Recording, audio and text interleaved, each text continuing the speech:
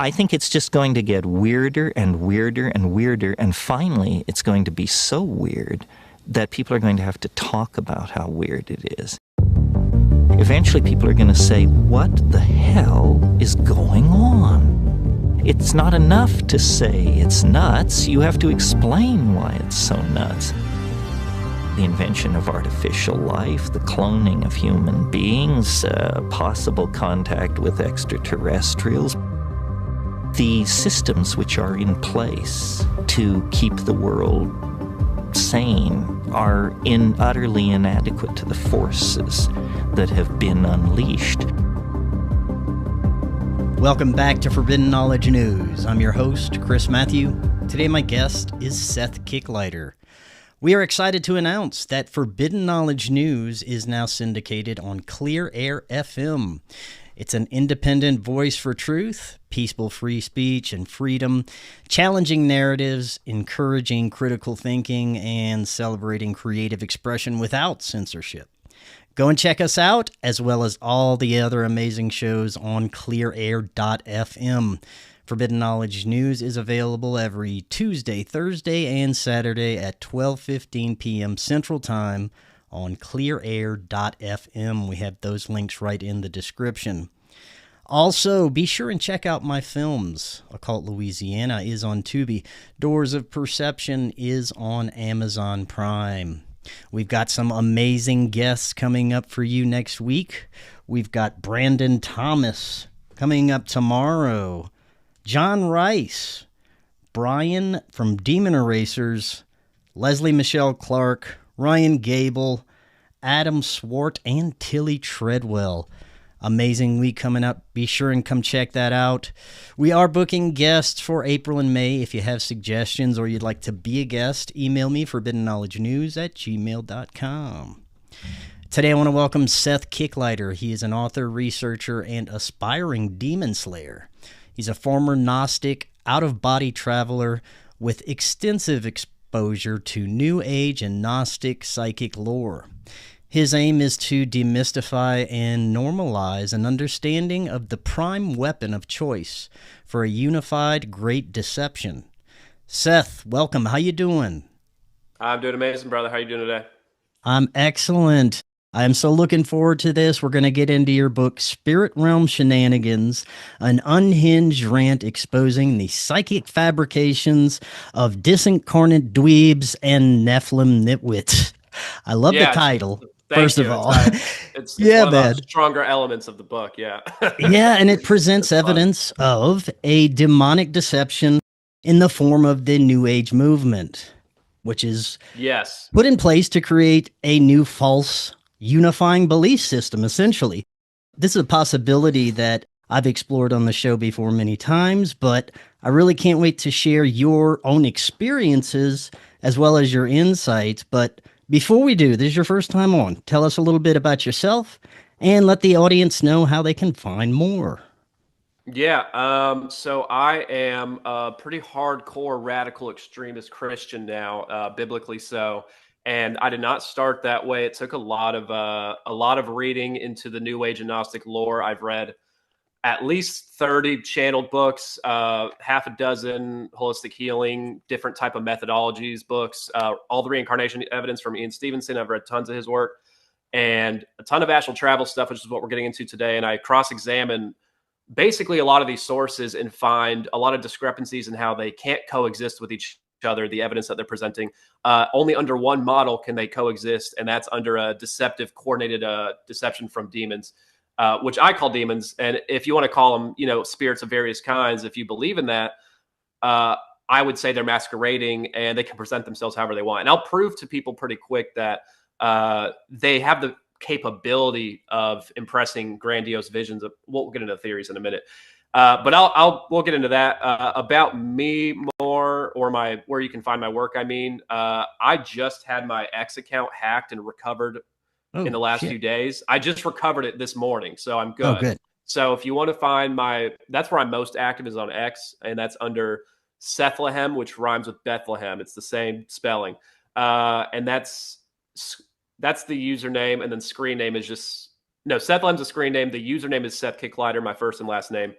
And that's where you find me. And on Instagram, that's my photography, but I also have my work on there, and that's Sethlehem_. So there's a whole, yeah. And I have a YouTube channel, which is going to have podcasts that I go on soon. But for right now, it's just my audiobook, and the audiobook is completely free on Spotify and YouTube. And it is 34 hours. I'm sorry, but it's funny. And I use goofy voices for all the excerpts of people that I'm mocking. So I make it fun. And the book's on Amazon. The books you can buy my PayHip. So you can find everything through my link tree, which is in my bio on my social media. So that's just me being clear about all that. Yeah, but I did out of body travel a lot too. And I talk about it a little bit in the book. I tell a few funny stories, but I found out from my own experience that I was being deceived. And then it led me on a search to find out answers. And I think I did so. Excellent. Well, great introduction.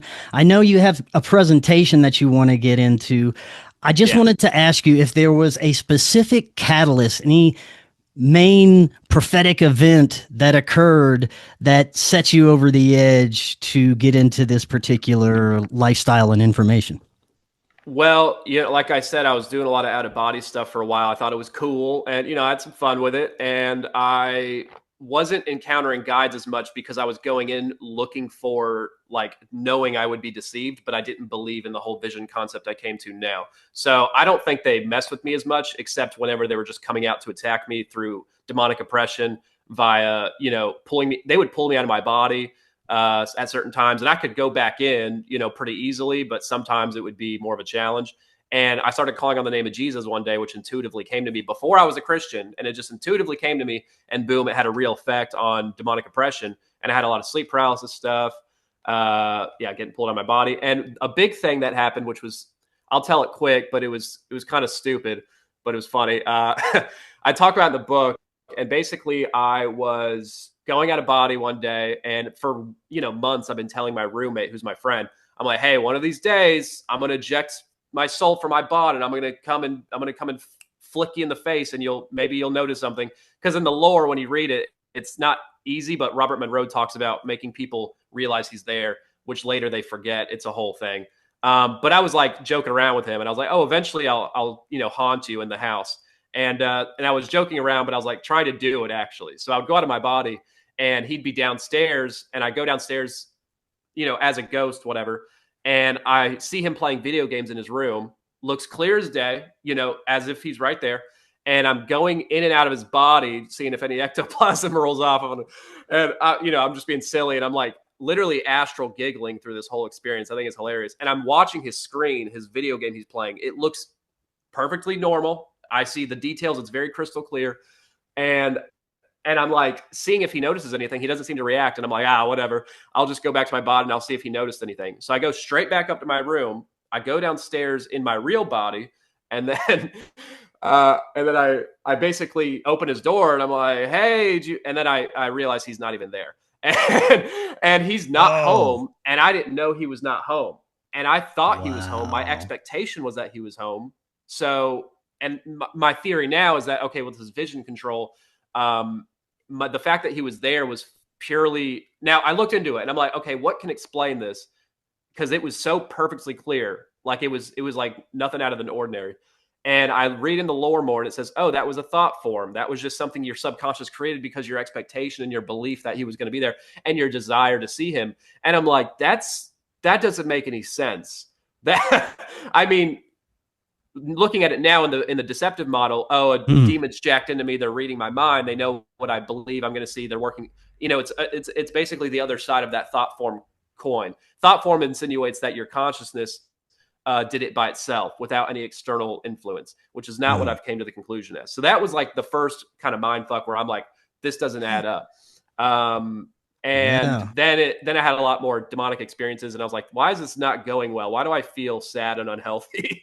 And that's been changed ever since I quit, but that's one example of a few. Where should we start with your presentation then? Okay, perfect. Yeah. I'm going to start out with the hard stuff, like more directed missions. And I'm going to go, basically what I'm doing is I have about 20 pages dedicated to each of Monroe's trilogy, literally like a deep breakdown. So that's like 60 on Monroe and like about 20 pages on Kurt Leland from Otherwhere, his book Otherwhere, which is a out-of-body travel book just like Monroe's. And he's a Monroe Institute contributor. And like he's like has presentations. He's been doing this for a long time. He's a big deal, but he's not as well known. So he has more direct admissions in his book, I think. So I'm going between both of them in this presentation. And I'm going to start out with Monroe's second book. And I'm just going to be reading excerpts and doing some analysis with you, but showing that their own words, they're shooting themselves in their foot, like constantly exposing what's going on. And this is probably the most direct, flat admission. And then the next story will be highly correlated to it. It's of Leland's work. So yeah, this is an excerpt from Bob Monroe's second book, collected in my book. And he says, a favorite and quick learn forever method of theirs was simulation. And he's talking about his guides, by the way, like teaching him how to learn stuff in the astral and develop his spirit and all this stuff. So they say a favorite and quick learn forever method of theirs was simulation. It was based on their ability to create and place into a human consciousness, mine, or an earth type situation so real and so overwhelming that I could not tell reality from illusion. I do not know the limits of such simulation, talent, or technology, nor do I know the extent to which they employ the technique. It may be only in my particular case, but I doubt it. The potential of its applications in other ways begs for broad speculation. In my own pattern, it was usually applied as an instant cleanup of minor emotional patterns that blocked or distorted my clarity of perception or my stability. Usually, I was unaware of such dysfunction. They would note it and offer to take care of the problem. I would be informed that the lesson was about to take place with my consent. Yet, once in the simulation, it became absolutely and totally real. And I lived it. If I did not come up with the desired action, the simulation would be repeated until I did.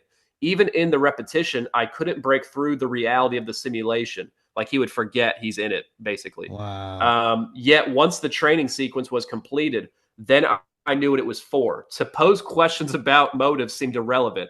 Or perhaps I didn't want to endanger the good thing I had going for me. So Very that's interesting. That's a very flat. This is a big deal. And he, oh, by the way, he glosses over it in this one paragraph and never again in 3 books mentions it. And I think it's because he is worried of the implications and doesn't want to even have people consider what it might be. But he did clearly say all of this word for word. So the fact that he says he cannot tell it from illusion or from anything else, that's a big admission. And that is repeated constantly, by the way, which you'll see when we get into it more. But that's saying that his guides admittedly can do this and fabricate every little detail. And we're going to get into more excerpts that show how detailed and how a lot of people might have experienced this themselves and they don't even know it, which we'll talk about later. So right now I'm going to go to Leland's work, and this is the most relevant part to what I just talked about, where he's in a simulation and he talks about his experience, unlike Monroe, who doesn't even tell us what happened. So this is his, and this is probably the longest excerpt where I'm going to be explaining it and then reading and then explaining it and then reading. So bear with me, but it's worth it. So let's see. So Leland is out of body and his guides want to basically give him this simulation experience, and they tell him they're going to put him in one, and it's a test, and it's basically an astral escape room. He's not escaping like, you know, a physical thing. It's like, it's mental mind games, whatever. But he thinks it's physical. It's so real to him, he gets lost in it. But I'll just read it. He basically finds himself in a castle in what he believes is like 1600s Italy, and he's wearing this goofy outfit, and he is in this bedroom with a study and all that. And he says, I look down at the drawing table, where I found a complex perspective study of a cathedral drawn in ink on a piece of parchment. The sketch was in the style of the Renaissance. Could this be a past life, one in which I'd been an artist or architectural draftsman? So for one, he's saying he's in the simulation now. He immediately thinks he might be in a past life, which doesn't make any sense because he has autonomy, right? You don't have autonomy in past life memories. But there's more examples of that being sketchy later.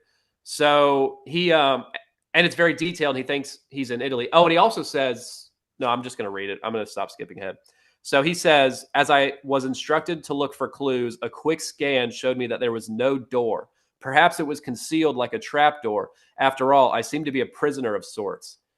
So worthy of note here, there's no door. So you can't say it's a copy and paste of a room. This is all I'm saying, every detail fabricated and created by consciousness. I don't think it's technology done by aliens. I think it's very, very consciousness based, and we'll get into more of that.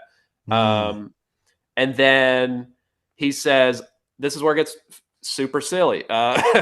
He says, I looked down at the drawing table again. The architectural rendering was gone. In its place, I found a piece of typing paper turned sideways.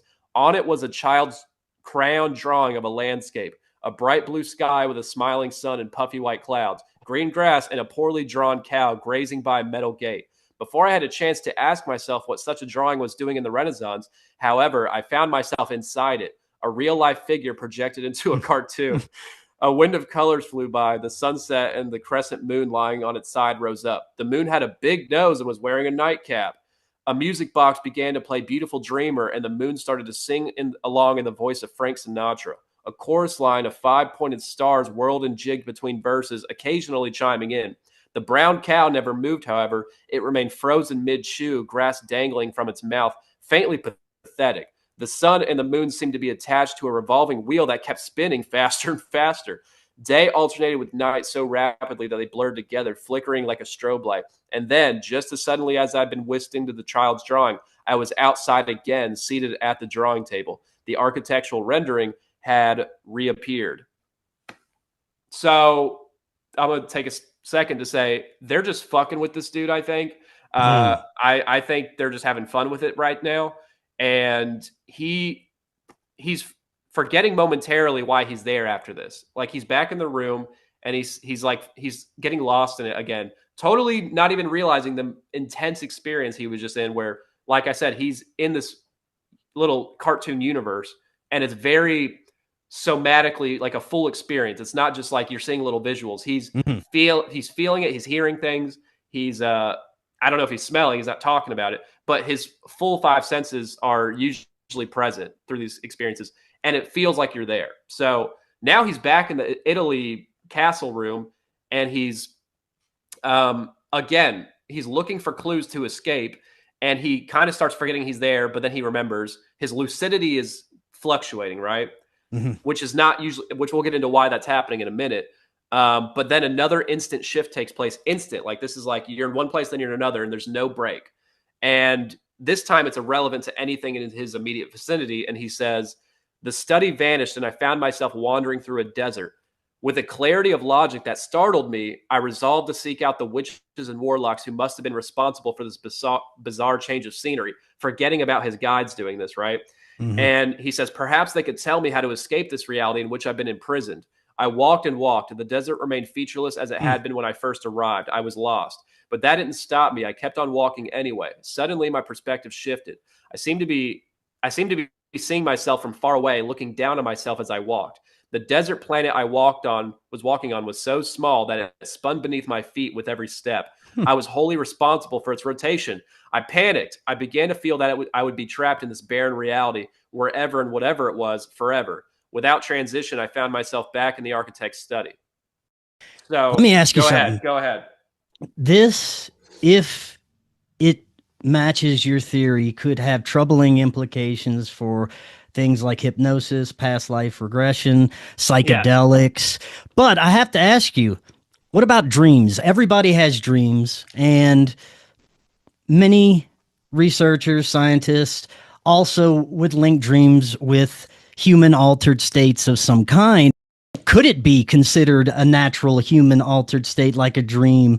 And if so, what's happening in our dreams? Are we also being deceived in our dreams by these entities? Is that all the time, or is it sometimes? What do you think about all that? Oh, I have thoughts. I have a whole chapter on dreams. It's not as long as some of the other ones. Okay. And after this, remind me to get into my overall theories, because I realized I glossed over that. Sure. I need to address that. But yeah, I don't think it's every dream, no. But I will say it could be very often. I'm not going to say how often. And I would say good indicators are recurring dreams, highly vivid, memorable dreams, lucid dreams, I think, are powered by them. I don't believe you can have a lucid dream without an external power. So maybe I'm not going to stand by that 100%. I think it's possible to have lucid dreams without external support, but I lean towards it's largely induced by them. Now, when it comes to, you said, oh, this could apply to regression, this could apply to past life memories, this could apply. That's my theory. That's my entire thing. I think it applies to every trance state imbued thing. Now, I guess I'll just do my real quick 2 theories, because I was supposed to start with that. I skipped over it. My main theory, obviously, is that not only astral travel is fully controlled, and you got to keep in mind, if astral travel has this level of control where all your experiences are controlled, and your lucidity, and your intuition, and your internal guidance, because we're going to get into that more, but I think all of that's pretty tightly controlled. And there's some consciousness level you can fight back lucidity, I'm sure, but they can still heavily guardrail it, is my opinion. Now, I think that this vision control is perfect, and it is the main tool, the deceptive tool to be used for not only astral travel, which is all basically lucid dreams they control, and they're using it exclusively for a couple of reasons, I suppose, but the main one is to craft a cosmology that aligns with other spirit guided information like the channeled work and reincarnation lore. And basically it's creating an anti-biblical framework so that you, in my opinion, so that you question the biblical cosmology that I believe is the genuine one. Now, if this is a true theory of mine, then the model is perfectly logical when in factoring in dreams, NDEs, and I'm not saying all NDEs are bad, and I think you can judge them by their fruits and what they say. And I think psychic experiences or spiritual encounters with entities, I think 99.99% of the time are going to be demonic. I think God will step in with angelic stuff, absolutely, but only when it has a purpose and it furthers his kingdom and it produces fruits or has an opportunity to do so. If you are doing divination and you're intentionally seeking occult powers like remote viewing or channeling of any kind, if you're reaching out to God or whoever you think it is, you're not going to reach him if you're doing it. He has the choice, in my opinion, and that's in the Bible all throughout. All the prophets were chosen; they did not seek it. And we'll get into more of that later. But that's my core theory of the book, and that's most of the evidence for that is in the astral travel work we're going in today. But my second theory is completely in line with it, and my sources are holistic healing books, and we can talk about that later. But I basically cross-examine these holistic healing books, and they're mostly spirit releasement therapy. I don't know if you've heard of that. No. Okay, well, it's pretty underground, and it was kind of big in small pockets of areas in the 90s and 2000s, and I don't hear anybody talk about it. And it bothers me because if you dive into that lore, it has a lot of reverse engineered answers you can get from the deception there. But essentially, it's this new age spiritualist version of exorcism, but you're channeling and you're doing it intentionally. So the practitioner will tell your patient, hey, make sure when we go into the session, you let yourself be open to any entity take over you. They tell them to consent in advance, which is required, to channel an entity, and they're finding out attachments, which are 80% of the time they say ghosts, like earthbound spirits, and demons would never pretend to be a ghost, by the way. And then about 10% of the time they're demonic, but they're non-biblical demons, and they call themselves dark force entities because they don't like the pronouns of the biblical terms. But they're basically a dumber version of demons who don't show their true intelligence. And then the rest of them are aliens, but they're not directly alien souls. Sometimes they are, but they're attachments that are from alien tech, where the alien tech is etherically connected to their lab. So then you can channel the alien through their alien tech. So they channel the alien from their lab, and they tell you everything you want to know. And then there's soul fragments, which can be of you or someone else. And they're basically, and I have complicated thoughts on soul fragments, basic altars, where people are traumatized and they, the MK Ultra stuff, and they break off, and their altars create a different version of themselves with their own, their own thoughts, their own mind. Yeah. And if they're real or if they're exclusively demons is up for debate. But according to Christians who do this work, if they are real, they are getting hijacked and used by demons, essentially. And they go along with the fake lore. So I consider it all demonic, essentially, for the information purposes. So they claim they will act out and speak through the patient and claim to be all these characters, and these characters will craft a cosmology with the things they're telling you about. They always love to give you cosmological information. And then whenever they channel, I'll get into the details maybe on another episode because we don't have time today, but they end up getting healed by talking to this entity, and the entity will leave them and go to the light. Or if it's a demon, they'll go to the light. If it's a ghost, they'll go to the light. If it's an alien, they'll disconnect their tech because you act nicely. And soul fragments will be reintegrated. and you have to ask them to. Hmm. So you have to ask a spirit to integrate with you. That's consent to a demon hijacking you. That's all I'll put it there. Now, whenever you cross-examine this SRT, spirit releasement therapy work, with the older Carl Wickland's 30 Years Among the Dead work, there's only ghosts, and he channels for 30 years. He's never encountered a soul fragment, alien, demon, nothing, just ghosts. They're catering to the practitioner. This is older. This is in the 20s. Well, it's in the 1800s to 1900s. And then you have, I'm going to call out a certain name, but this is an opinion. If any lawyers are listening, there's a Christian practitioner, who's getting into mysticism heavy, and his name is Dan Duval, and he's blowing up right now on Taylor Welch's podcast, and he's a nice guy. But I want to go on the show, but I think they're being deceived by this man, and he is basically doing a complete rebrand of SRT, except he's relabeling it Christian, and how SRT will also access past life memories. He will access pre-Adamic soul memories of your pre-Adamic soul, but there's no reincarnation memories accessed. But for these other practitioners in the New Age, they've never heard of a pre-Adamic memory, never accessed it, but they have plenty of past life memories and inter-life memories, which I cover in my book plenty. They cannot coexist without it just being a coordinated deception, creating visions. And the visions feel so real, they come with a download of knowledge of knowing, and you just, I know that was me. I just feel it in my heart. I felt all these feelings. Oh, they can hijack all that. Absolutely. So I'm going to try to cut it there, but that's what my second theory is. And even without the astral travel lore, which we're going to get into today, that vision control theory is absolutely provable just by the holistic healing stuff too. So they go hand in hand, and it's very important to talk about because this Christian deliverance guy is getting a lot of traction right now and deceiving a lot of Christians into believing there's literal aliens, which, we can debate about that all day. But the lore he pushes is literal aliens, old Earth, which I used to be an old Earther. I get it, but now I'm not, based on a lot of information. Hydroplate theory, shout out. I'll try to get this on topic again. But yeah, so he also tells people to integrate with their soul, and they have to consent to it. And he's asking them to, call demons in, and no warning of potential deceiving demons, by the way, never. So people are really healed, but not really, because it's temporary most of the time. And the reason that demons are letting themselves heal is because they're laying off pressure, so you buy into their bullshit. You know what I'm saying? Yeah. They are giving you a false hope in a non-biblical based healing, no Jesus involved. Sometimes a fake Jesus will be there. Dan Duval claims to channel Jesus and angels, by the way. It literally, and he gets his methodology from angels teaching him over months and automatic writing. So not a Christian, by the way, in my opinion. And he's deceiving a lot of people right now with the pre-Adamic stuff. And it's very dangerous. So I'm the only one talking about this in the world that I can find, and it's bothering me. So I wanted to call him out. And everything I talk about in my book is quotes from him. So there's nothing I'm just making up. And we'll talk about that another time, maybe. But that is he gives me an uneasy gut feeling every time I see clips. Every time I see clips with that dude. When I look at YouTube comments, I do not get anybody pushing back on him, and I go crazy on a very few, very, very few. And I look at his book reviews. I left a long 0-star review or 1-star review, and a lot of people are hating on me for it. But you know what? I want people to listen to the information and make up their own minds. But the SRT and Dan Duval work is literally a rebrand. They can't coexist. It doesn't make any sense. And they're both healing people, but it's a false healing.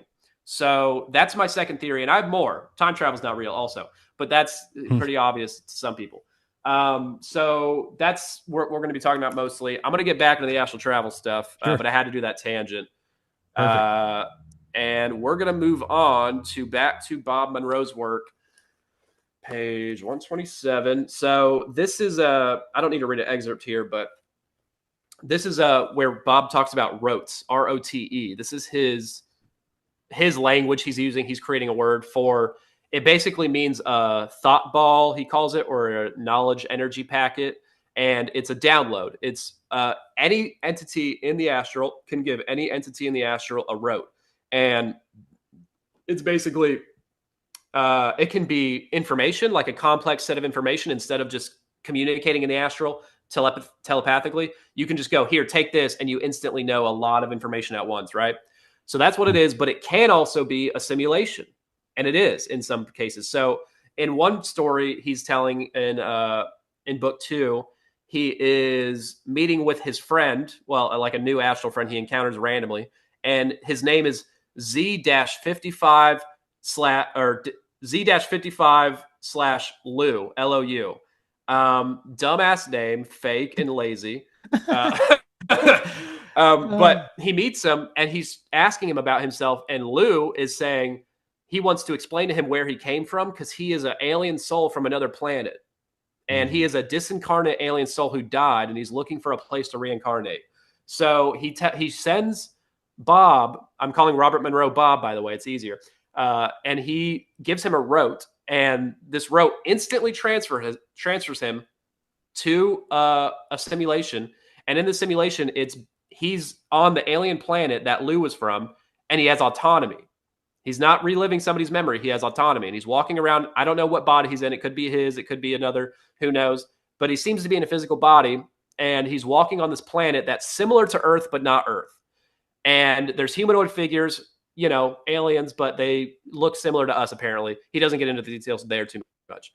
But he says he's walking around. He has some awkward encounters, surpassing some people there. And then he sees some military types, and they're messing around with him and questioning him. And then, boom, out of nowhere, some tsunami comes and kills everybody, right? And then the simulation ends, and he's back in the astral with Lou, who's like, see, that's what happened to me. You can't just say you got killed by a tsunami. You had to give him some traumatic, very, very traumatic experience. Because when he came back from it, he's like, oh, shit. Like that was crazy. Because he's feeling it, like very real.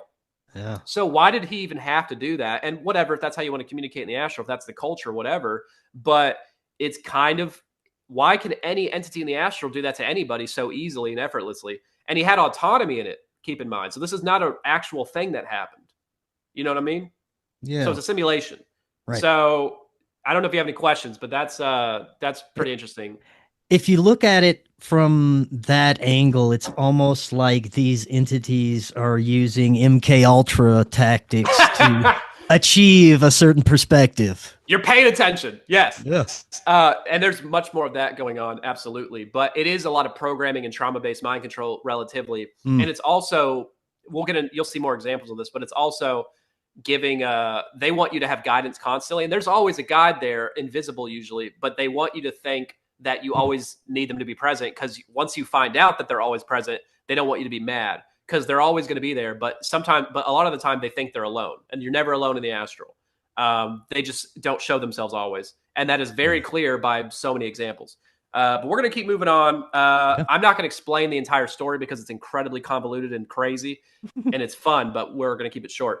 In a related section I call Roteception, basically Bob is hanging out with a character who's very important in the series, and his name is annoyingly labeled as BB. And then there's this AA character. Lazy name choices. I don't know why he did it. I hate it.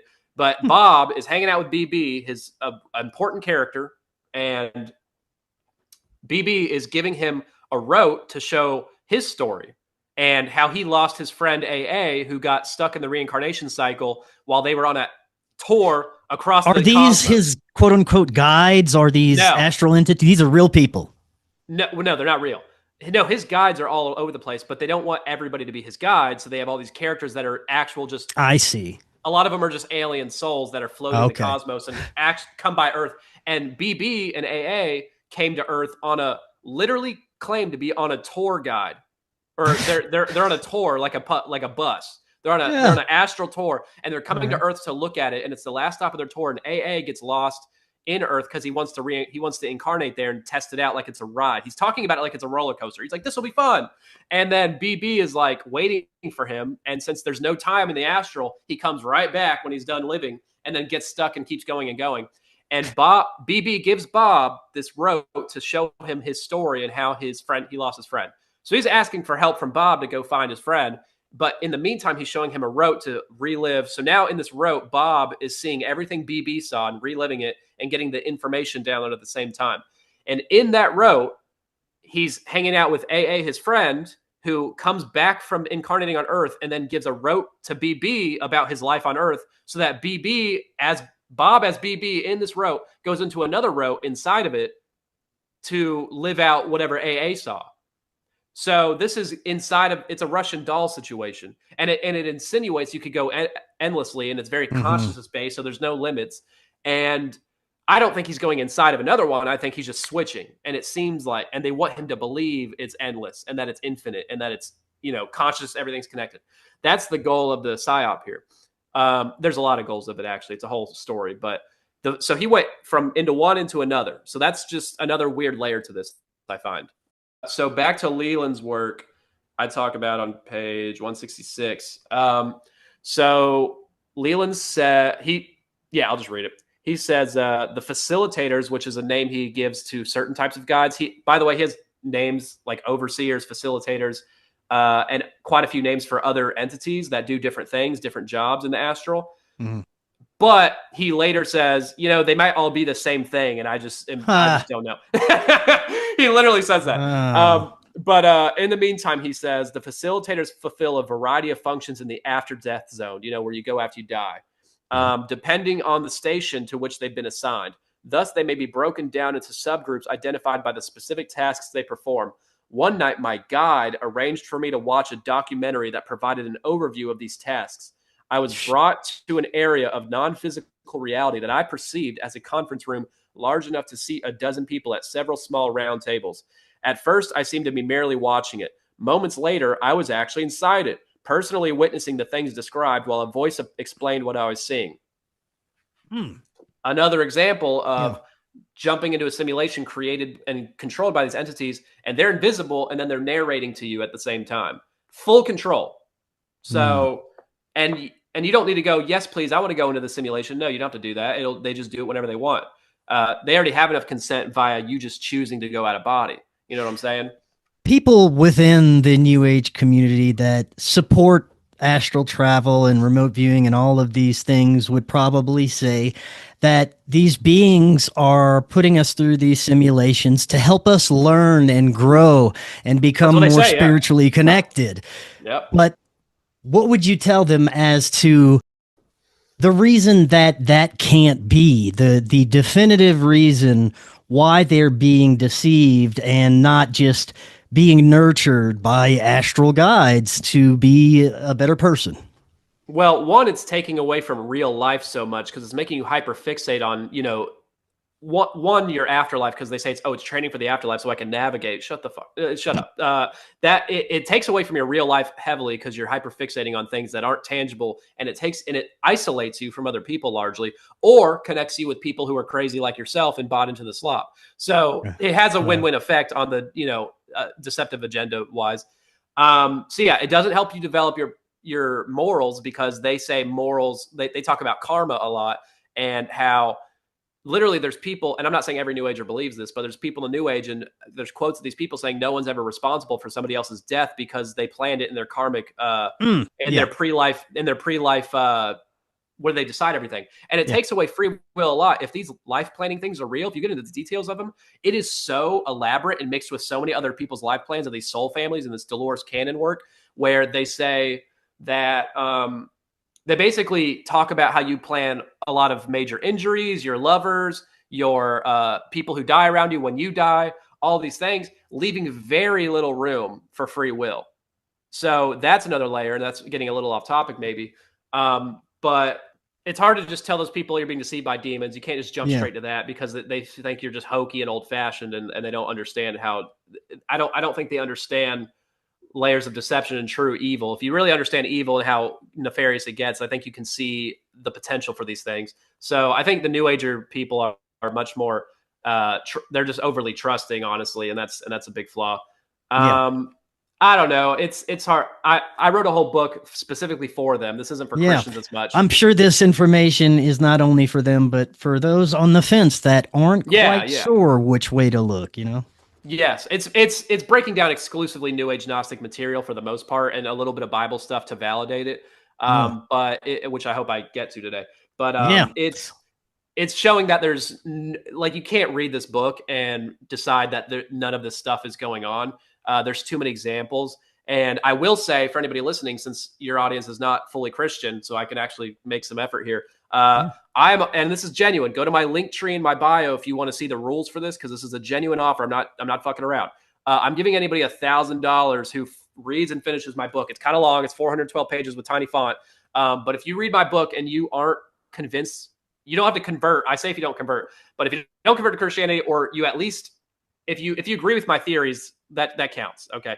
But if you don't agree with my theories and you think I'm full of shit and you read my whole book, I have to quiz you for 5 minutes on a phone call to make sure you're not bullshitting me. And then I will give you $1,000. That's not a joke. I've already converted a few Gnostics doing this. Well, God converted them, they softened their heart. But, my book was a conduit, and I've had zero fails so far. Not a ton of people have taken up the offer and finished, but that's how much I believe in my work, and what I've uncovered here, I think, is a big deal. So if anybody wants $1,000 and thinks they can intellectually dominate me here, feel free. I would love that. Reach out to me via email at kicklighterphoto@gmail.com or through my DMs on Instagram or X. Seriously, this is not a joke. Putting your money where the mouth is. I love it. I invested in gold and silver years ago, and I'm chilling. So I'm like, screw it. It's getting crazy right now. I might as well make some waves. There you go, man. Well, I'll try and hold off on the questions because we do have kind of limited time to get through the rest of everything. So I have a lot to do. You're doing great. Let's roll. Thank you for letting me go crazy. So we're going to go back to Monroe's work, and I'm just going to read a series of quotes that are pretty short, but show more of their, how much control they have.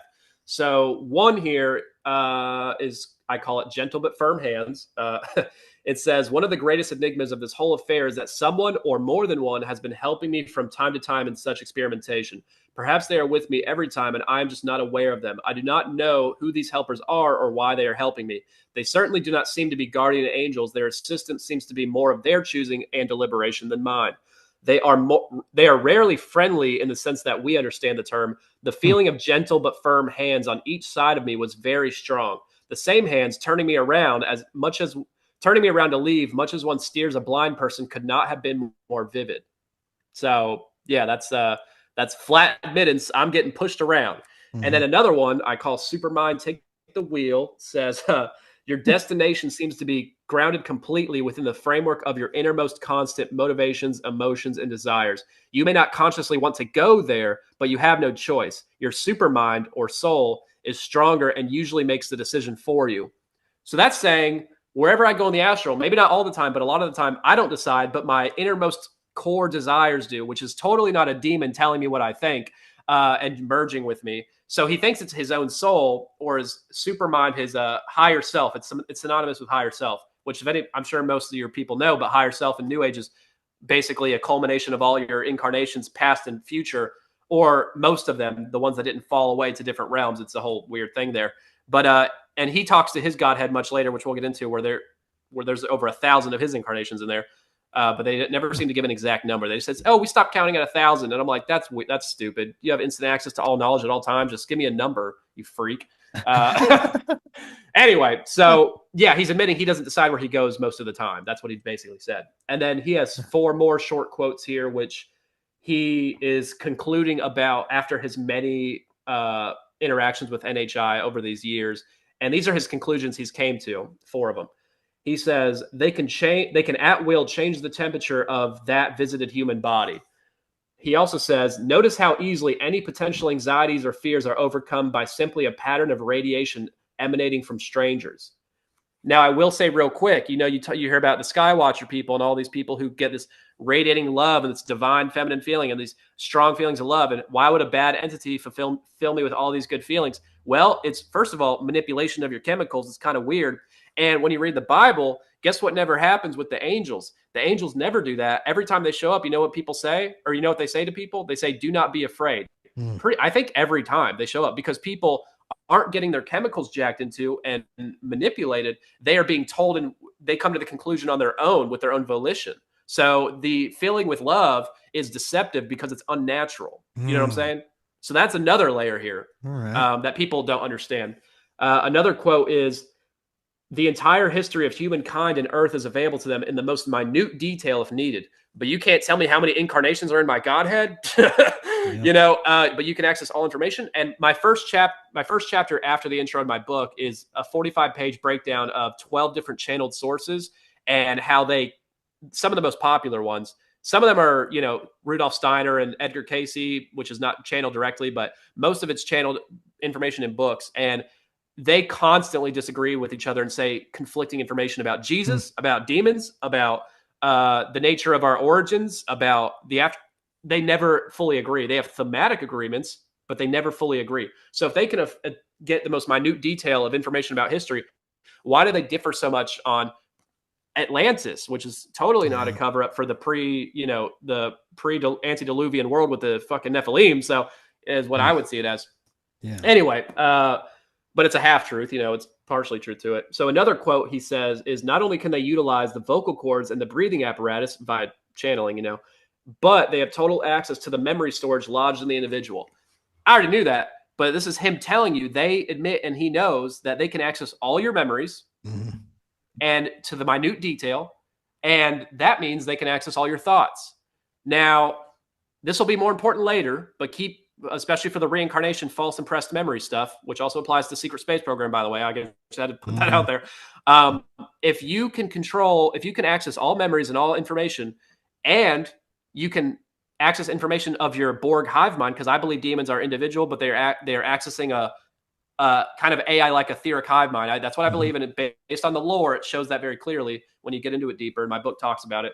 But if they are truly attached to some hive mind and they have instant access to all memories or your memories or your thoughts, or maybe that doesn't apply to Holy Spirit protected people, I don't know fully, but most people on the planet they can access, right? So if they can access your memories and your thoughts and your memories to minute detail, and you're connected to a hive mind that's ancient and very intelligent, you can make a lot of prophetic seeming predictions based on those models, right? With all their data harvesters. Think about what AI and what your phone could predict just by reading what you search up. Think about if your phone and AI could read your thoughts and your memories, what could you predict and then feed to mediums to make them believe prophecies that aren't real, that when you believe that prophecy, guess what? You just gave them consent to go and act out and fulfill it, go on missions to fulfill it. That's what I think is happening with mediumship and prophetic things, is they're getting data harvesting. They're giving you a likely scenario, and then which they miss all the time. But the hits is what people remember. So that's just a side tangent I think is important. Let me know if you have any questions. Otherwise, I'm moving on, brother. We can move on, sir. I love it. Okay, cool. So I'm going to a correlated part in Bob Monroe's, I think, second book. And it's he's basically getting into his own Akashic records of his own life. So he's accessing his own memories. And he says, I immediately encountered the expected, a layer or file, library or mainframe. And this is etheric, by the way, but he's explaining it very like a physical, literal thing, containing every moment of my life to date, with more pouring in that matched exactly my thoughts and actions as I conducted the investigation. This was far more than memory as we consciously think of it. Upon selection of any given point in the past, I relived the event in every detail, down to each minute sensory input, thought, and emotion. I soon realized supermemory was not altogether pleasurable. With such intense hindsight, one becomes all too painfully and sadly aware of the many irrational decisions made, the stupid mistakes, the missed opportunities. That's again, minute detail, every somatic emotion, thought, feeling, and that's a big tell, I think. So that if he has that access perpetrated by them, they have that access. So that's just another reminder there. Let's see what else we got. We're moving. Okay, so yeah, we're going to Leland's work again, and I want to keep in mind when I read this is not anything talked about in Monroe's work or William Bullman's work, the big other astral traveler, Robert Bruce, or something Ziwi, all Swedenborg. None of these major astral travelers talk about this, which is crazy because I'll get into it in a minute. But he says they're waiting for a bus, an astral bus, to the alternate was worlds where they'll experience what things would have been like if they had made other choices at major turning points in their lives. The other two lines are the benefit of the living rather than the dead, referring to astral travelers who are visiting instead of dead people. The alternate is worlds may be visited by people who want to see what the present would be like if they had made a different decision at some point in the past. The alternate will be worlds give them a chance to see what consequences might develop from a decision currently under consideration. The alternate was system is the only one of these three shadow lines that gets much use these days. People have forgotten that they can travel to the shadow world to help themselves make decisions about how to lead their lives. Programming, giving you simulations to make you think what to do in life so they can literally guide you through life. And I'm sure other astral travelers have had this happen. I'm definitely sure. The fact that they don't talk about it is strange, or they haven't experienced it, which is strange because it seems like a big deal to talk about and easily accessed by him. So he talks about many examples of his stories actually experiencing this, but we're not going to get into that. Just knowing about what it is important. And there's one other point that I wanted to make. Oh, yeah. And Leland's guides tell him that Earth's insane asylums, you know, all the crazy people, he says that they are filled with, you know, to some degree, people who traveled to these worlds astrally too much, and they forgot what past, present, and future was like, even when they come back to their bodies. So they went crazy. So they're literally telling you, no, these people aren't demonically harassed by spirits and they're clairvoyant and clairsentient to the spirits. No, not at all. They are just crazy from astral traveling to these realms. And they say the reason it's a problem is because they go without proper guidance. They didn't have a guide. There's always a guide, but they're telling you, you need to remember, we're with you and that's cool. You're always cool with us staying, right? Because you're going to find out they're always present. And when you do, they want you to know it's cool and you're cool with it. So does that make sense to you? Am I making sense? That does. It also makes me think of all the quote unquote channeled material, not only the new age spiritual material, but technology that has supposedly been channeled by certain groups throughout history. All that stuff. All the stuff that really doesn't benefit humanity in any way. It benefits AI, it benefits technology, it benefits the ruling class. We're building our own enslavement system. That's it. We don't have any technology that's going to heal humanity, that's really going to benefit us in any tangible way. But that was all supposedly channeled too. Absolutely. Yeah. I mean, it's a double-edged sword. It comes with some positives and advancements, obviously, but, because the internet is such a blessing and a curse at the same time. It can be used for good. It's a tool, but it's a tool ultimately that's used for our demise. And we're building our own infrastructure for, ultimately the beast system, in my opinion, which is, right here, right now, basically coming around the corner. And I think the plan was always to just keep doing this and give knowledge to the people who are willing to be there, fulfill their agenda on the earth plane. The elitists are all Satanists. They worship these beings. The Epstein files are showing to the most normie person out there, they are doing sacrifices to literal entities. Are these the new age encountered entities? Is there a vast array of spirits? And why aren't the channel material from the good guys not telling us about the MK Ultra and the satanic rituals? Why did they never mention that? I talk about that in my book. That doesn't make any sense unless they're covering their own tracks. So that's just one of many examples. But yeah, technology, that I have a whole thing on that. And I think technology is ultimately the ultimate satanic inversion. It's copying what God does in a technological format. In the beast system, AI is connected to all the cameras and all the computer systems of the world. When that comes, it's going to be like a worldwide omnipresence, with also satellites, of course, with camera technology. It's going to be like a worldwide omnipresence, imitating God's power to an obviously lesser synthetic degree. Yeah. So that's what I think is going on. Most likely connected to that hive mind, Borg mind that you just mentioned. There you go. Yeah, you're getting it. Okay. It's all very beautifully, thematically aligned in the story of our universe is, the craziest one ever. And I love it.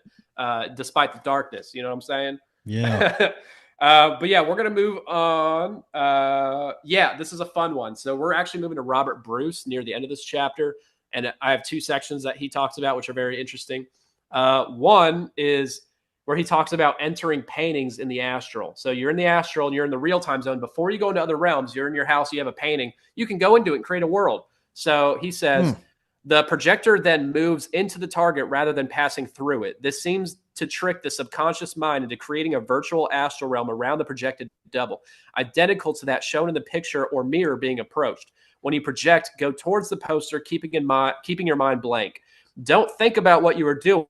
Just gaze at it and move towards it. As you approach in this way, your subconscious mind will be tricked into creating an astral realm exactly like the poster. Just move up and into the poster. It's like stepping into another world. Everything in this world will be exactly like in the poster. It will appear to be a normal three-dimensional world, an exact copy, indistinguishable from reality. To customize this world, cut and paste small pictures of things or people you want to find in this world when you enter it. If you cut out a small picture of someone living or dead, your subconscious will create a thought-formed shell of them, and they will be there waiting for you. This may be an excellent way of communicating with those who have died. What the shit?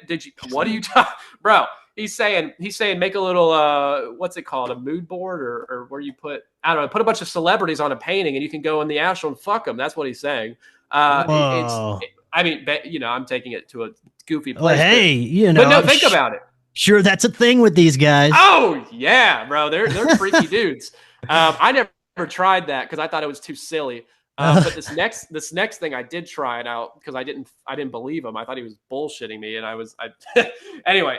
So then he talks about mirror portals, and he says avoid windows and mirrors during real-time projections, as well as any other highly reflective surfaces, even still water that is reflecting the sky. Passing through a reflection can shift you out of real time and into a mirror image world, into an anomaly.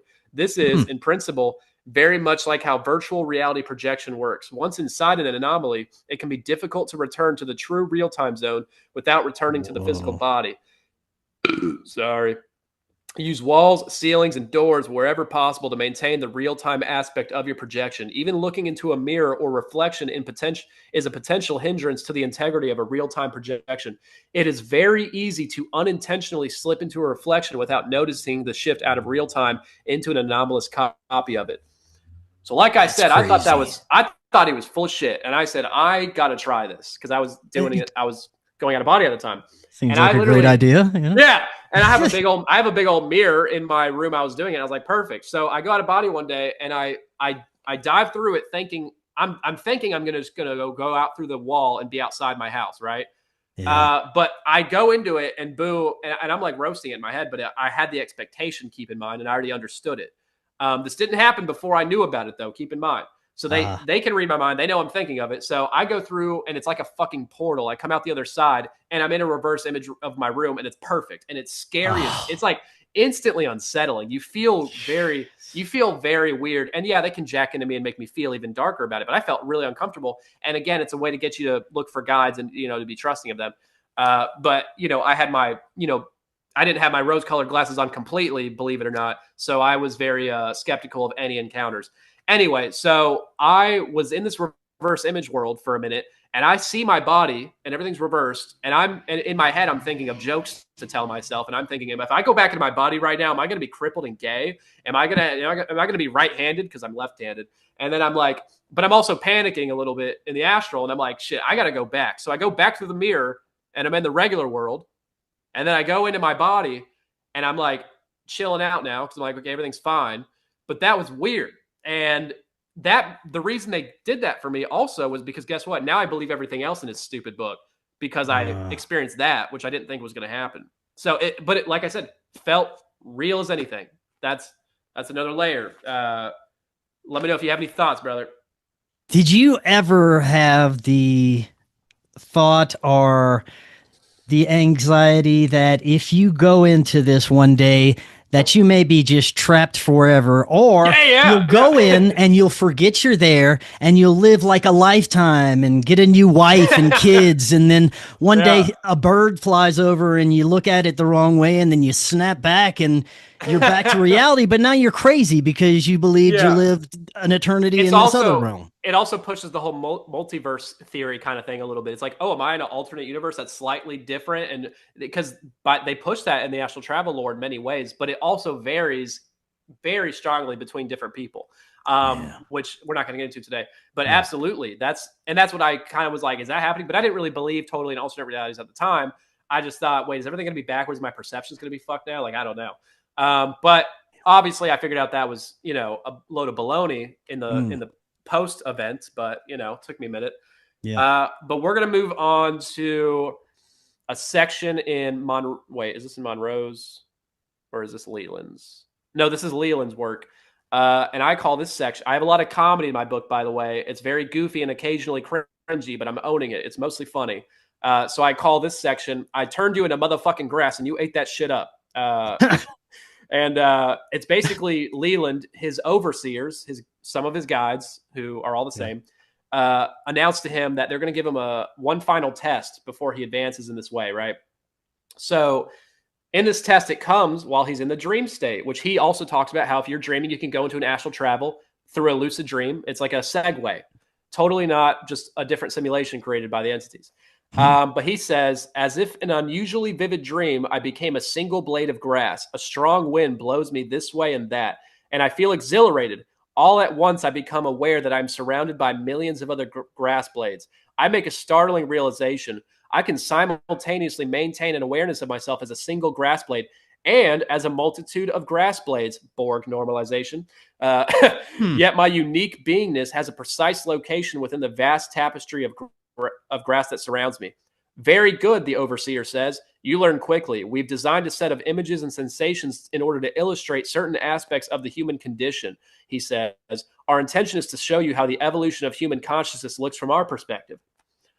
Borg normalization and also revalidating reincarnation, because if you believe in reincarnation, not all of them, but a lot of people teach we came from frickin' rocks and then grass, and then you're a cockroach, and then you're maybe an apple, and then you're a dolphin if you're lucky, and then if you fuck up, maybe you go back to a lemur, and then you're a bird, and then a human after a dog maybe. That's what you have to believe, by the way, which is kind of a sick, twisted game to play. But but keep in mind, they made him feel like a blade of fucking grass. And then he talks about later, he felt the nutrients flowing into him. It's all intuitive download and maybe feeling warm and fuzzy. That's pretty much probably what it is. But the fact that they can elaborately make you feel that is crazy. And then I'm not going to they spend 22 pages on this in his book. I'm not going to explain the whole thing, but I will say he is then turned into a flower and then a bee and then a raspberry, kind of downgrade, and then a human gardener. And as a bee, he's going to the hive and he's flying around and he feels the whole sensation. Like he's a freaking bee, bro. And he doesn't doubt. It's a simulation and he kind of knows that, but it feels like it's the real thing. And we don't know for sure if that's the case, but he believes it because it's so convincing.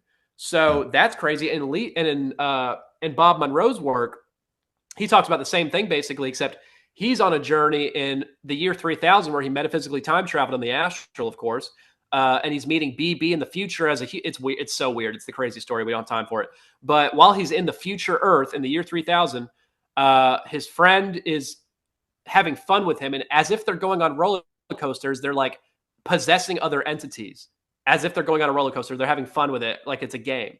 So he goes into a leaf, then a panther, and then a bird, and he feels the entire thing, and they're having fun doing this in the year 3000. Totally not a simulation. I doubt it. We got more, but let me know if you got any thoughts, brother. Let's roll. All right, bet. So page 154 is where he talks. This is Bob Monroe's work again, and he talks about, in its third book, I believe, the focus levels, which is he goes from focus 10, 12, 15, 21, 22, 23, 24, all the way to like 50 something. Skipping a lot of numbers for some reason. But they're basically different levels, deepness of the astral realm, and different focus levels take you to different areas. And it's his kind of way of mapping it. But every astral traveler has their own way of mapping it. It's completely, it's not really solid like that. You can't really attribute all these numbers to it. But he says focus 27, he calls the park or reception center. And it's a human created, beautiful, non-physical area where guides help newly deceased people and where advanced explorers build their own spaces. So this is a quote talking about it from his book. He says, each individual is invited to create his own personal and special place within Focus 27, a place to which he may return at will. The forms that these places take are as varied and unique as the participants themselves, ranging from log cabins by quiet streams to clumps of trees, South Sea islands, palaces of crystal, and corners of one's heart. Basically saying you can create your own world with whatever you want. And it's a lucid dream, but it has a consistent element to it. And it's funny they say the palaces of crystal, because when people get alien past life memories, they'll talk often about palaces of crystal in these, telepathic societies that are perfect, by the way. And just an interesting way to program that concept and that new age lore into, what we should become in our planet. But the crystal saying pretty gay to me, honestly. But I think this is the origin of Mormon heaven lore, by the way. And maybe the 72 virgins thing. This might be the origin story of how this came about. I don't know. But it's interesting to think about because it's kind of a half truth there. Now, he also says about this that the guidance that may be requested according to our participants in many different forms, it may appear externally or sensed internally. It may be constant through all the experiences or may change from time to time. Reports include mention of a glowing white shape, an individual called Sam, a hooded figure who revealed himself as a famous film star, a little dog, the color blue, a human hand, and voices saying, "We are here." Some participants do not see guidance as separate from themselves in any way. Guidance and I are one, as one report says. Reminding you, even when you're in your own personal safe haven, that you can create anything you want. There's always an entity there watching. Interesting. You're never alone. And the color blue really got me. That's stupid. I hate this sometimes. Dude, it's just so silly, man. I read this for the first time years ago, and I was like, I love this. I'm going to do this too. And now I feel stupid. I'm going to move on. Let me know if you got any thoughts, bro. No, let's keep going. Heck yeah. Okay. So similar to that, well, in the same vein, he's talking about Bob is going to meet his friend Charlie in the astral who died. And Charlie is in his own personal safe haven created world in Focus 27. So he's going to his world, right? It's like servers on a Minecraft. You can just visit other people's lands, and he's going to visit him. And it's totally not a demon pretending to be him. It's a real guy. It's the real guy. And he has a thought form wife, by the way, who is, created by his own subconscious and, bangs it out whenever he wants. But, it's all it's all theatrics for, Bob, obviously, in my opinion. Or it's, Charlie living his life and banging his thought form wife. And I have a whole page and a half comedy bit about a thought form wife commercial, by the way. And it's like Billy Mays style, and it's hilarious. So you have to buy the book to get that. It's crazy. Yeah. What was I going to say about it, though? Hold on. Yeah, but he's there, and he basically has the option to reincarnate, but whenever you're in the intermission life between lives, you apparently can go to this place whenever you want, but most people want to, educate themselves, which they forget when they reincarnate, and then they want to plan their next incarnation. But he's like, I'm going to take a break, and that's what you have the option to do, which, some people talk about, some people don't. So I just find that interesting, and I have more thoughts, but it's too convoluted. We'll move on because we don't need it. Right. Oh, this one's creepy as hell. I love this one. So this next one's Bob's work again, and it's convoluted. I'll try to make it quick, but he talks about how his Godhead is talking to him, saying he's the special one. He's the last piece of the puzzle they need. They need him to do a certain job in the astral. They can't do it, but he can, which is funny because they also say, actually, you have a twin soul here who's also a part of our Godhead that's incarnated right now with you on the other side of the earth, but she's our backup plan. But you're the real guy. You're the real one we're hoping for. But we got a backup plan just in case. They tell him that. That's a weird flex. But they say, well, I'm not going to read it yet. So basically they're asking him to find a new either dimension or planet or place for them to incarnate on and start anew because they're over with the earth realm. Who cares? We're over it. And his Godhead is over 1,000 of hymns in this hive mind that is not subject to time. So keep in mind, they already know what he's going to say in advance, but they somehow don't seem to act like it. And they are, what's happening? Hold on. Yeah. So he's getting kind of freaked out because they're putting a lot of pressure on him to do all this work. And he's like kind of getting anxious about it and not confident in himself. So they're trying to boost morale and trying to get him, feeling good about it. So they say, we can help you with that, with his anxiety. We can show you a sample of the support you have here in our own cluster. Do you wish to see this? Bob says, please, ... And then the way he describes this is kind of like fleeting thoughts and like in and out. And it's kind of like all over the place. But this is what he writes. He says, thousands of hands reaching out to touch me, eyes staring at me with joy and hope, overwhelming radiance I know is love sweeping over me into every part of my being. All of these I am, we are, and emotion from the bittersweet smell of success to the pain of parting mixed with fun and laughter, the anger of ignorance, the blindness of belief without foundation, the beauty, the singing, the sound of singing voices. And then his Godhead says, does that help you? Bob says, it does. Is there more? They're playing this man like a fiddle, man. It's crazy. It's so creepy to me, this whole thing. It's like all his little incarnations in a little Godhead fish barrel are all like in the dark with their eyes, and they're like, "Hey, we love you." It's so, and they're giving him a vision of this, and it's helping him feel better, and they're filling him with love and feeling of joy. Like, it's all controlled, and he's begging for more. So I don't feel that sorry for him. You hear this all the time in the spiritual contact, new age communities, people that channel whatever these beings are tend to play on their ego. They know those things. You're special. They know those special things about you that'll get you going in any certain direction.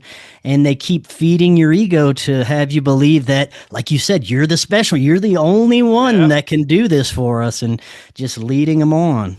Absolutely. And, it's funny because they know all your thoughts and your insecurities and your desires, so they can play around that card pretty nuanced.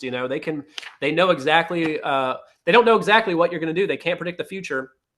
That's a psyop, but they can make assumptions based on data, because they are data harvesters. They're an AI. They're demon AI, and AI is demon, to a degree. And it's totally connected. And we're going to go to a section that's in the book right after that, where I call it Bob has defeated God. And that's, a joke, because he doesn't, obviously. But this is important on a couple layers. But in this part, he thinks he's alone. He's roaming the astral out in the open. And suddenly he's unable to travel because he's in some, he's frozen in place, like sleep paralysis, right? And he hears a voice in his head, which he describes as cold and admonitory, which I would say is like, just emotionless or kind of disconnected. I don't know, just kind of rude, but not in an intense way. Mm-hmm. And then he describes it like the last vision, where it's like fleeting moments and like a bunch of weird things. He says, a feeling of intense pressure as if I am dissolving into water. Oh, no, I'm sorry. I skipped. This is God talking to him in his head. Okay. Apparently, this is someone claiming to be God. He says, God says, I am the Lord thy God, whom you serve. Getting very KJV with the thys there. It has to be Yahweh. It just has to be. And then Bob says, a feeling of intense pressure as if I am dissolving. Now I'm in water. My lungs are full of water. I must have air. Get rid of the water. No, it can't be. It isn't so. There is no water. I have no lungs. I am being made to think that's where I am. It is an influence. I know it is not so. The pressure releases. I can feel fingers of energy probing for the core of me. I can stop this. Close the receptors. Close tight. I remember how. And then God says, you do not remember. You do not remember. He's like yelling at him, like pathetically, by the way. And then he says, but I do remember. I remember the test. They were so real. I am ready for this demanding energy. It cannot harm me. But what is this? What God can this be? It cannot harm or affect me. You're literally in an astral headlock getting a vision impressed upon you. I don't know. And then God says, do you not accept me as your God? And then Bob says, the idea of a God that threatens amuses me. I let this idea flow out. God says, do you not fear me?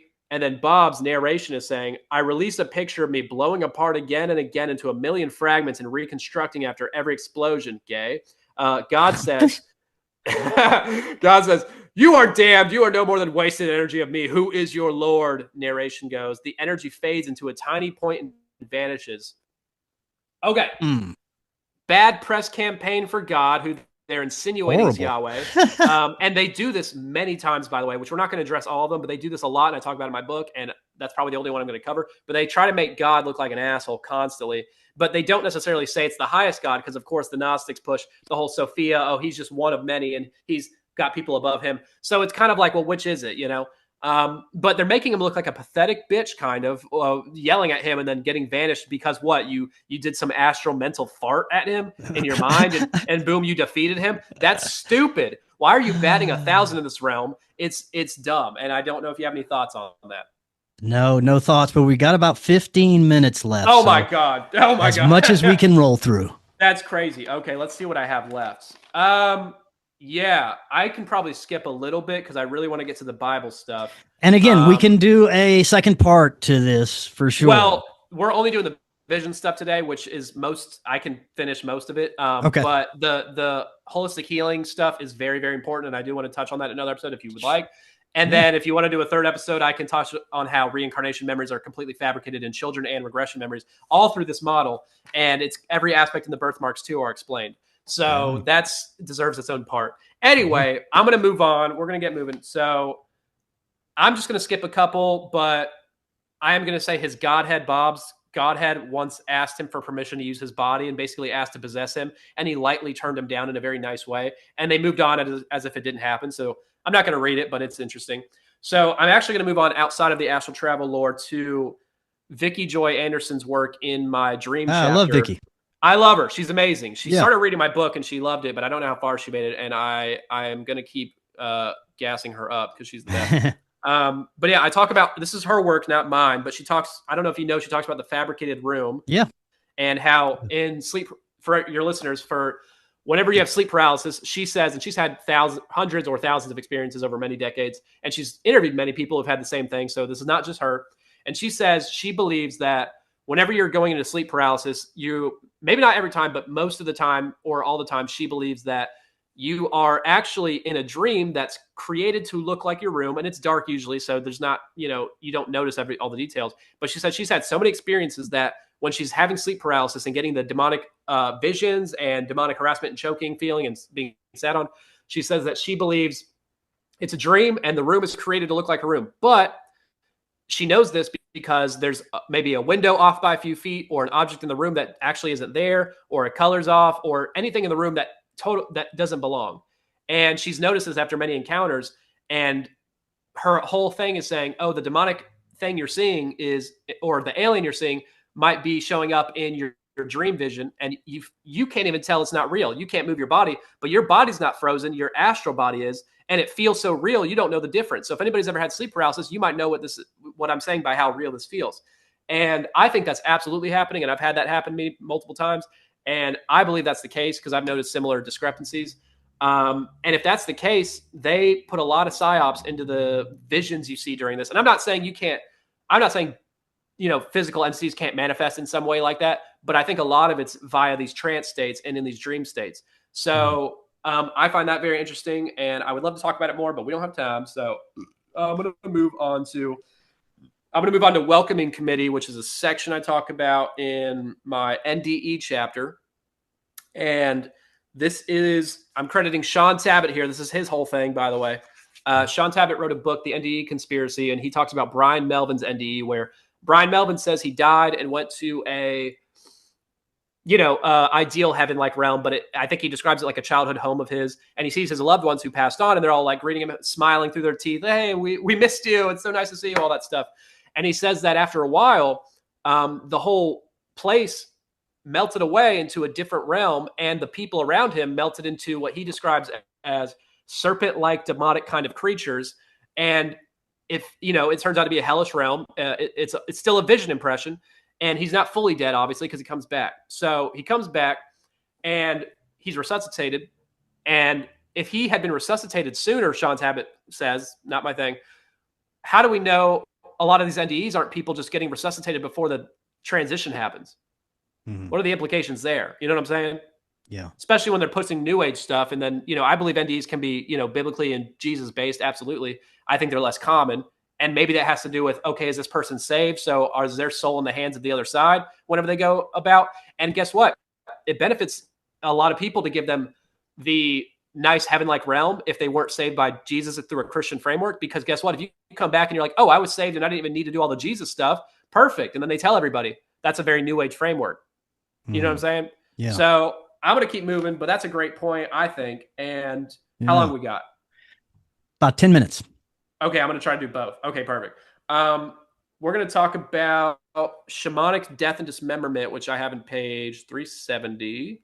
And this is not exclusively shamanic culture thing, but it's big into them. And it's a more kind of, I guess, third world thing going on.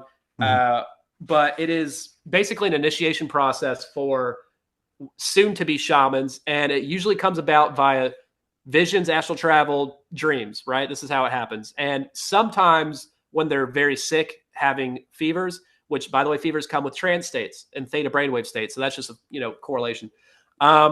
So basically in these visions, they will be chopped up into pieces in the astral and they will feel pain. I don't know how real it is, but they describe it pretty bad. And they describe getting their flesh ripped from their bones and then being sometimes eaten by these entities who they describe as sometimes ancestors, but usually higher ascended spirits. Kind of a dark thing to do, but when they come back, they have psychic abilities and they can be a shaman and they can connect with the spirit realm easier. It's like getting your power animal, like other shamanic things talk about. And then they can travel the astral and fetch soul fragments for people and reconnect them, which is, by the way, mixed in with the SRT lore we'll get into later. It's the shamanic origin version of that. And I think it's all the same thing. And you're just agreeing to merge with a demon, and this is their initiation process, which matches occult secret society's initiation process, which I talk about in other parts of the book, where they do similar vision quest kind of things, where you go through a crazy experience. But it doesn't have to be you're getting tortured in the astral. That's just an unnecessary additive they put in. But I'm going to move on so I can fit in this Bible part, which I think is super important. I think the most validating part of the Bible of my theory is found in 1 Kings 22, which is repeated in 2 Chronicles 18. And I'll tell the story with some quite amount of detail. But for anybody who doesn't know, it is where King Ahab is king of the northern tribe of Israel at this time. And this is after David, like quite a bit after. And the southern tribe, Judah, the two tribes, is kinged by Jehoshaphat. And their children, I believe, are married. And, they're all Israelites, so they're hanging out. And Ahab is the evil pagan king, and Jehoshaphat is a man of God, but he's imperfect and, a little bit flawed, but he's a good man. And Ahab is trying to get Jehoshaphat to help him join their forces to attack Ramoth Gilead, I might be saying wrong, and plunder them and take their things. So Jehoshaphat's like, I don't know. What does God think about this? We got to consult the prophets, right?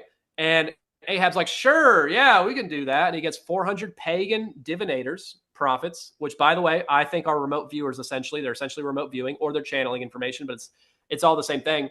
And keep in mind, if you can have this much control in the astral of these people with all these details, remote viewing is so easy for them and nothing. It's more impression download based and a little bit of visuals, a little bit of smells and sound, but it's much easier for them to do than astral, which is already effortless. Keep that in mind.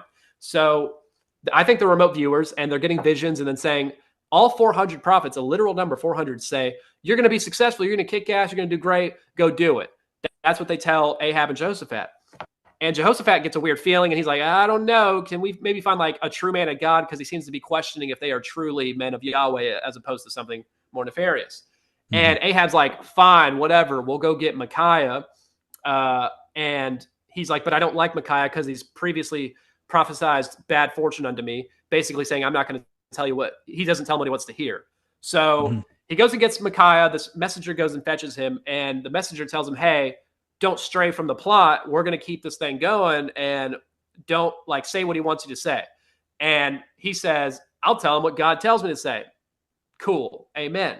And then Micaiah shows up, and Ahab's like, all right, what do you see, bro? What's going on? And Micaiah basically starts off being sarcastic and roasting him by just going along with what he wants to hear, obviously in a mocking tone. And then Ahab's like bitching at him, like, hey, give me the truth, bro.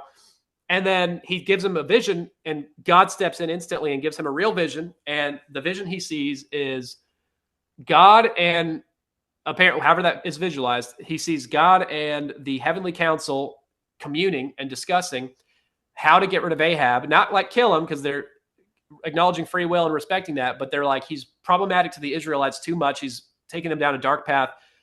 He was probably one of the worst, if not worst, kings of that whole period. So they're like, how do we deal with him? And then one angel raises his hand and goes, hey, what if I go be a lying spirit in all the prophets' mouths? And then that's all it says about it.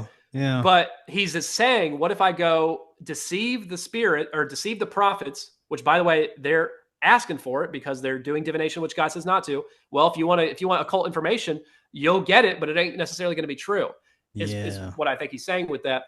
And so this angel goes and does that and gives 400 prophets perfectly matching, I suppose, visions and psychic information downloads, which they have full control over funneling that information. That's a big deal, I think. Now, I'll come back to it, but moving on, he tells him this, and then Ahab curses him and slaps him in the face because he's disrespecting him and sends him to prison. And before he does, Micaiah's like, hey, if you go to battle, you're going to die. And this is what God said. And so people would see this and go, oh, he said God's sending an angel to deceive him. That's messed up. First of all, divinators are totally opening themselves to deception all the time. And this is fulfilling, the kingdom ultimately.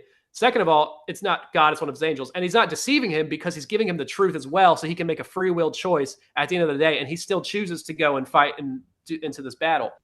And Jehoshaphat goes along with it, even though he doesn't really know what to think. And when they go to battle, Jehoshaphat is found separate from Ahab, and these guys are about to go kill him from the other team. And he starts praying to God and begging for forgiveness because he feels bad. And he is spared, and they don't mess with him. But Ahab goes out and tries to disguise himself, and he gets shot by a random stray arrow and killed. He dies hours later, which is fate right there. So he died, and that fulfills the prophecy. So you got to keep in mind here, this is totally fair, and this is creating a biblical narrative telling us that, hey, spirits, if angels can do this, and demons are clearly involved in similar things, if they can control that remote viewing data so tightly on 400 people without them even realizing they were influenced, what can they do on the demonic side? Which I think is obviously way more intrusive in doing this the vast majority of the time. You know what I'm saying? Yeah. One thing I want to end on is, depending on what spiritual belief system someone has, what kind of Christianity someone has, they will tell you that angels and demons have a symbiotic relationship, that demons are necessary in our reality in order for us to choose that we don't want to interact with that. Yes. Others believe it's somewhat more of a parasitic infiltration. Where are you leaning on this? I lean it's all part of God's greater plan. They are here to test us, and he uses evil for good ultimately to sift tribulation means to sift the wheat from the chaff. I think that's what they are utilized as. I think everything that happens is under God's permission ultimately. So the existence of demons absolutely is. And you would say, oh, that's messed up. And I'm like, no, this whole earth realm we live in is meant to be a test to see where our eternal soul goes. We need to be tested. It's fair. It's going to get dark, but it will refine us if we're pure, and it will do the opposite if we choose evil. And yeah, a lot of people are deceived, and I feel for them. That's why I wrote this book. But people would say I don't understand that, and they think that God is somewhat evil for that. And I'm like, no, this is how free will exists. There will be evil in a free will universe, and this is how you balance it. This is the method of doing so. Angels are working on the good side, but I think we live in the most fair universe structure ever, because the more you sin, in God's standard of sin, not yours, is the more you open yourself up to spiritual influence, and vice versa. And I think that's by degrees. So if you're, running a red light, it ain't going to be the same as if you're, murdering someone for no reason. And the worse your sin is, the more you open yourself up to influence. So these people who are sinning a lot and live lives and think that I'm being myself when I do these things, how much of that is really you and not merged with impressions from demons, because you've opened yourself up to become them slowly. And shift into the Borg mentality. So I think it's all necessary, and I think it's fully justified. And I think God has a million intertwining trolley problems to face at all times, and he's masterfully doing it. Based on everything I've seen, the more I used to question and doubt a lot and try to find lies or deceit in the Bible. And the more I look for them, the more I feel like an asshole and a fool because I'm proven wrong every time. But in this deceptive framework with the vision stuff, everything totally makes sense to me. And that's my thoughts. Right on, man. I have so many questions, but so little time. So we'll definitely have to revisit this again. Very compelling information, man. I love it. Before I let you go, remind the audience how they can find out more about you. Yes. Everything's in my link tree. I don't really have a website, but my link tree is found. It's linktree/Sethlehem, spelled like Bethlehem. And that is, find my social media, mostly active on X, which is username Seth Kicklighter, my name, and then the screen name is Sethlehem, and then my Instagram Sethlehem_, which is a lot of cool photography of music on there. And what else? My YouTube channel has my full audiobook for free, and Spotify does, under Spirit Realm Shenanigans, the audiobook, ! Under both. And there's cut up by chapter, and it's got funny voices. I made it silly. Please listen and buy the book on Amazon or my PayHip if you want a signed copy with schizophrenic signing, because I do a little funny thing. And I'll send you a book, bro. So you send me your info, and I'll totally send that off to you any minute. Amazing. But I think that's everything. I don't think I'm missing anything. Sweet. Well, like I said, we'll be revisiting this information again. And until next time, everyone, have an excellent evening. We'll talk again. Thank you, friends, tomorrow. for listening. Hello, friends. I am so excited to tell you about Independent Media Token. Independent Media Token is a brand new way to show your support for independent media without having to donate a dime.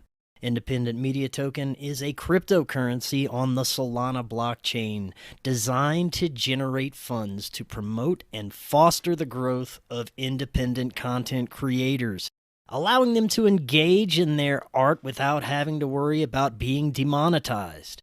Through a network of media partners, of which you yourself can become a part of, Independent Media Token's goal is to ensure the powers that be can never cut off all of our areas of funding and censor the only free voices left in the world. Join the movement today. You can pick up Independent Media Token using Phantom Wallet or the Solana wallet of your choice, where you can easily swap your Solana for IMT. Grab some IMT today and remember to always know your team. To learn more, visit independentmediatoken.com or use the link right in the description.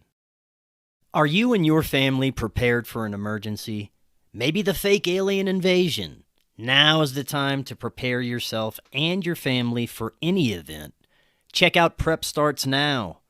Their mission is to provide high-quality preparedness products that empower individuals and families to be ready for any situation. They're committed to delivering reliable, trusted gear to ensure your safety, security, and peace of mind in times of need. Their product selection is carefully curated to provide you with the essential gear you need to stay prepared. From emergency kits to tactical tools, every item is chosen for its reliability and practicality. Prep Starts Now understands the importance of family, and their goal is to equip you with everything you need to build a solid plan for your family's preparedness.